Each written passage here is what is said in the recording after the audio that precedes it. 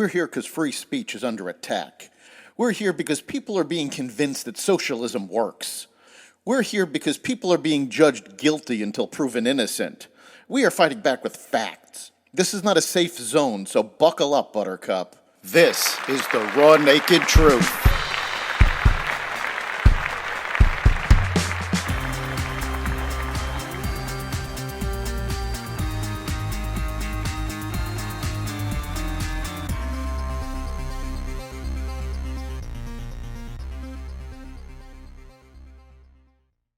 Welcome to the Raw Naked Truth. I'm your host, Eric Lopkin. With crime on the rise nationally, lawmakers are attempting to make it even harder to put someone in jail. In most states, the felony murder statute says that if someone is killed during the commission of a crime, everyone involved in that crime is responsible for the murder. Last year, Illinois, home of one of the country's highest murder rates, changed their law. As a result, this week, a grand jury refused to bring murder charges against Travis Andrews in a December shooting that left a woman dead when she was struck by a stray bullet. During a hearing Monday, Assistant State's Attorney James Murphy said jurors returned indictments against Travis Andrews on weapons charges in the shooting, but not for murder, and cited the SAFE-T Act as the reason.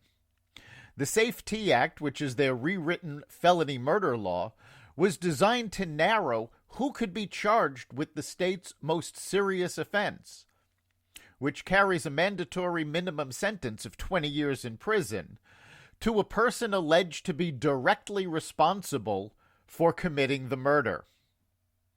Melinda Crump, age 54, was walking to buy lottery tickets on December 18th when she was struck in the abdomen by a bullet.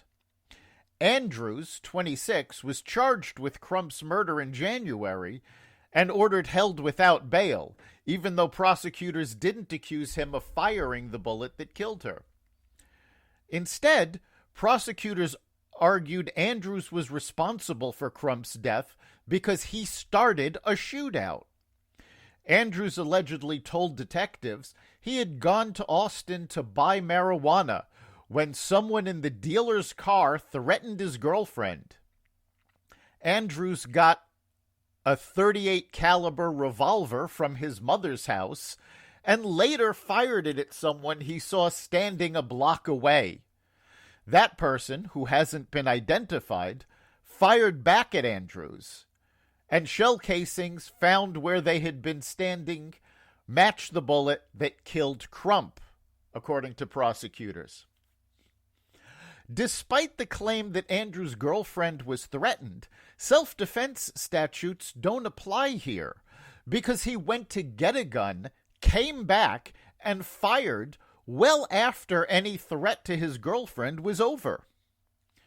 Of course, Illinois isn't the only place having problems with progressive lawmakers keeping crime rates up. Democratic New York Mayor Eric Adams hit a brick wall Wednesday as he implored the legislature for modest fixes to the state's disastrous criminal justice reforms. His pleas fell on deaf ears. Adams faced off with Assemblywoman Latrice Walker, a Democrat from Brooklyn, who arrogantly and wrongly accused him of adopting the rhetoric of anti-black racists and challenged him to debate the impact of bail reform on crime rates. He told her to take her debate to the bereaved families of crime victims, including a slain 11-month-old and 2 NYPD detectives so recently mourned at St. Patrick's. Then he hit her with some facts. The number of perps with gun charges released on bail nearly tripled from 41 in 2019 to 117 in 2021, he noted. Those out on homicide-related gun charges more than doubled from 15 in 2019 to 40 in 2021. From 2018 to 2020, The number arrested and rearrested for a violent felony within a year almost doubled from 6.5% to 12%. Despite polls showing that Americans overwhelmingly support the police and want increased police presence in their communities, particularly in communities of color, progressives keep pushing back. Representative Cori Bush, Democrat from Missouri, is refusing to back away from the Defund the Police slogan, despite pushback from members of her own party who fear political consequences from its use. The Progressive Squad member keeps doubling down on her commitment to defund the police, which comes amid growing concern about the 2022 midterm election among members of the Democratic Party. The Defund the Police movement has led to many disappointing results in the 2020 election, and many Democrats fear the 2022 election will be worse. So-called progressives who continue to attempt to defund the police are making our streets and lives more dangerous.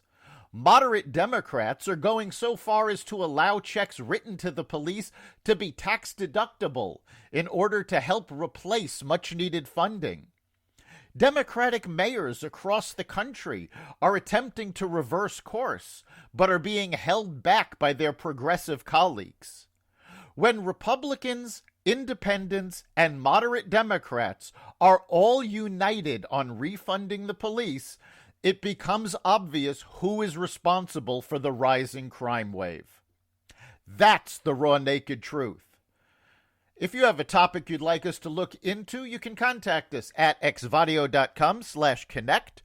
You can also find all of our episodes as well as the rest of the Xvadio podcast network at xvadio.com/podcasts, the Apple Podcasts app, Google Podcasts, Spotify, iHeartRadio, Stitcher, Amazon Music, Audible, and wherever you find podcasts. We'll see you next time.